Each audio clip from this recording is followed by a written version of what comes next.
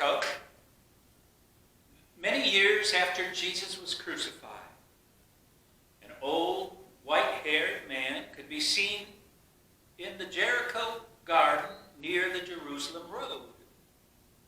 And the townsfolk considered him to be an odd duck because he would come to the garden and sit always under one particular tree.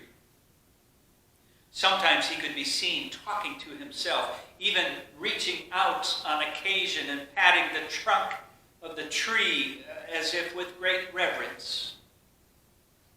Finally, a group of curious village children, ranging in age from 6 to 16, boys and girls alike, came to the garden one afternoon and asked him directly, "Why do you seem to care so much for this tree? It's only an old sycamore." The eyes of the old man lit up, and a smile broke out like the sun breaks out from behind a cloud. And he patted the ground in front of him, and he replied, "Take a seat, children, and let me tell you a grand story." They each found a comfortable spot, and with some wriggling and wiggling about, made that spot their own. And the old man began to tell his story. "From the branches of this sycamore, I first met the Son of God." "No way!" the children exclaimed. "Wow! Tell us what happened." "Many years ago, I was a very rich man, but I was hated by all the villagers. You see, I was the chief tax collector, the head tax collector. I ruled over them all. Now, the older children knew what this meant, and they looked at the old man with new eyes, each a bit more anxious than when they had first sat down. Now, I was never a tall man. In fact, some of you here right now are taller than I am. But as a tax collector, I collected taxes from the people. And I forwarded on to the emperor his share of the tax and kept a sizable amount for myself. And as chief tax collector, I oversaw all the other tax collectors in our region. Each of them gave me a percentage of their keep. Now, children, tax collectors, then, very different from the tax collectors we know today. Today, they play an important and beneficial role in our society. They follow the rules and guidelines necessary in treating everyone fairly and just. Back then, not the case. Because I was never very tall, I became obsessive about making money, having prestige, power, and strength. I lied and cheated and stole from my very own people in the name of collecting taxes for the emperor, of course. The oldest boy spoke up from where he was listening. He said, "My dad always says, if a murderer comes into your house, you are to scrub where he stands after he leaves. But if a tax collector comes into your house, you are to scrub the entire house." "Well, I'm sorry to say, son, you hit the nail right on the head." Which prompted the boy to scrunch up his face in puzzlement. I thought we were talking about tax collectors. When did we switch to carpenters? Do you mean that if a tax collector enters into your house, you should get your hammer and... No, son, no. All I meant was that you got it right. See, I had money and status and power and servants and gold and control and you name it. I was the richest man in the region, aside from the emperor, of course. But I was empty inside. There was something missing that no amount of earthly riches could fulfill. And then I heard that Jesus was coming through Jericho. I had heard all the stories about him. He healed the sick. He chased demons out of people. He made the lame to walk. He fed people by the thousands with just a few loaves of bread and some fish. But what caught my attention, the old man said, more than anything else, was the miracle Jesus performed near the Jerusalem road, right down that way, in front of Jericho.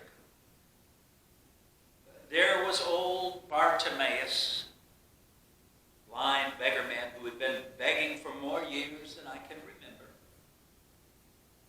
And here came the teacher, the rabbi, man of miracles. Jesus made Bartimaeus to see again. Healed him right up. Now, I wasn't blind. I didn't have a lame leg. I wasn't hard of hearing. I did not have leprosy or any of the other diseases of the body that Jesus was healing. But I do think I was sick. Not in the body, but in the spirit. Let me tell you, children, being sick in the spirit is much worse than being sick in the body. So when I heard Jesus was coming, I had to see him. In fact, right where you are sitting, gathered around this morning, there were crowds of people gathered as Jesus walked by. And I couldn't see anything, of course, because I was shorter than everyone else. So what could I do? As the old man smiled and laid back and patted the trunk behind him, he let the children whisper and talk among themselves. Finally, one of the girls said, "We know you could climb up on something to see over everyone else's head. Over everyone else's heads." "That's right," the man said empirically with his finger stabbing the air in front of himself with emphasis. Can you just picture this small, power-hungry, money-grubbing, wealthy man climbing a tree? Well, the children began to giggle as they pictured this short man climbing a tree. He said, "There was no dignity for me then. The rest of the city saw me jumping and clutching for that first branch. And too, they saw me, I dare say, hanging on for dear life. I had to jump just to reach that first branch of this old sycamore. And that took several tries. And then I had to pull myself up to my chin. Just as I had the branch underneath me, I was ready to pull myself all the way up, and a wind began to blow. There went my robe, blowing right up with the wind. How embarrassing. And then I heard the people talking. Isn't that Zacchaeus, the tax collector, the chief tax collector? What's he doing? Now, it's not easy to put yourself out there on the line, to hang it all out for everyone to see. But this is what I did. Jesus, walking down the streets of Jericho, looked up into this sycamore and called to me, "Hurry down. I must stay at your home today." Not want, or need, or feel like, or would like but I must stay at your home today. Why must? Jesus was on a divine mission, seeking and saving the lost. And when he saw me up in this tree, he knew right away that I was lost and in need of help. When he spoke to me, you know what I did? I hurried right down. It wasn't half as bad coming down as it was going up. I hurried. I was excited and filled with joy. And I welcomed Jesus into my home gladly. There's a sense of excitement and eagerness when we come to Jesus. Some of the children were nodding. There's a newness, a freshness, a sense of new life. As we find the answer to the one thing that we've been seeking. It's the realization that this isn't where I want to be. That's where I want to be. Over there. Guess who's over there? Yeah, that's right. Jesus. That's why I want to be over there. That's where I must be. With Jesus. And what had once been the most important thing to me now was only a means of helping others. Later that day, after Jesus and I had some time to talk and break bread together, I realized the person I had become was not who I wanted to be. Where I was in life was not where I wanted to be. And I decided then and there to give back to all those whom I had treated. In fact, I would give them 4 times as much as what I had taken. I would help feed the poor, give them clothing, a place to wash themselves clean, and a place to rest.